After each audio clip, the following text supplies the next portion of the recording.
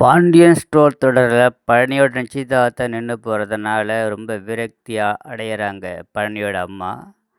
அவங்க அண்ணனுங்க அந்த வீட்டில் இருக்கிற வரைக்கும் பழனியை கல்யாணம் பண்ண விடமாட்டோன்ற தீவிரமாக இருக்கிறதுனால பாண்டியன்கிட்ட பேசுகிறாங்க. யாருக்கும் தெரியாமல் போய் தயவுசெய்து பழனியை எங்கள் வீட்டுக்கு அனுப்பிச்சி வச்சிடு. அவனுங்க அண்ணனுங்க உங்கள் வீட்டில் இருக்கிற வரைக்கும் பழனிக்கு கல்யாணம் நடக்க விட மாட்டாங்கன்னு ரொம்ப ரிக்வெஸ்ட் பண்ணி கெஞ்சுறதுனால பாண்டியன் மனசை கல்லாக்கிட்டு வீட்டில் இருக்கிற பழனிக்கிட்ட, "உனக்கு இதுக்கு மேலாம் பொண்ணு பார்த்துலாம் எங்களால் அலைய முடியாது. எங்களுக்கெல்லாம் வேறு வேலை இருக்குது. தயவுசெய்து நீ உங்கள் வீட்டுக்கே போயிடு" அப்படின்னு சொல்கிறாரு. "எங்கள் வீடா? இதான் என் வீடுன்ட்டு" பழனி சொல்கிறாரு. அவங்க தான் அவங்க அண்ணன் தம்பிங்க, உங்கள் அம்மா இருக்கிறாங்க, அங்கேயே போயிரு. இவ்வளோ நாள் உன்னை இருக்க சொன்னதே என் தப்பு தான்.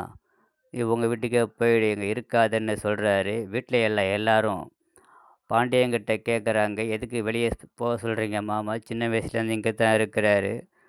கோமதியும் என் தம்பி இங்கே தான் இருப்பான், எங்கேயும் போக மாட்டான்னு" சொல்கிறாங்க. ஆனால் பாண்டியன் பிடிவாதமாக இருக்கிறாரு.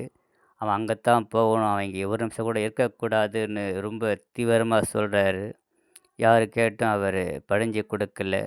ஒரு வழியாக பழனி அவங்க வீட்டுக்கு போகிறாரு. அவங்க அம்மா கண்ணீர் மல்க வெளியே நின்று வரவேற்கிறாங்க. "நான் வரேன்னு உனக்கு எப்படி தெரியும்? வெயிலியே வெயிட் பண்ணிட்டு இருக்கிற மாதிரி தெரியுதுன்னு" சொல்கிறாரு. அதெல்லாம் ஒன்றும் இல்லைன்னு சமாளித்து கூட்டிக்கிட்டு போகிறாங்க.